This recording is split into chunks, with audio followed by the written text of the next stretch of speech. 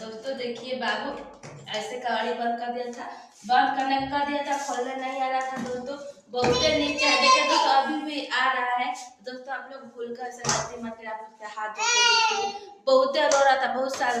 दोस्तों ये कबाड़ी चीरना का हम लोग उपाय लगा दिए थे दोस्तों।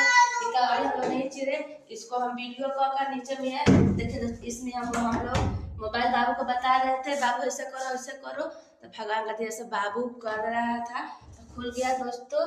तो अब कबाड़ी मतलब नहीं टूटना पड़ रहा हम लोग को, तो पता बहुत रो रहा था दोस्तों। तो हम लोग अंतिम में क्या करते, कबाड़ी ना टूटते। तो दोस्तों देखिए पहले आदमी नीचे वाला कबाड़ी से चिटकिनी लगा देते ना दोस्तों, आप लोग ऐसे मत करिएगा, छोटा चिटकिनी मत लगाइए घर में। तो दोस्तों ठीक है, हम लोग के रूम वाले का घर है इसलिए देखिए दोस्तों अभी भी बंद कर रहा है। बाबू आंटी नहीं सॉरी बोला था ना, हाँ तो नहीं तो हट जाओ। तो देखिए दोस्तों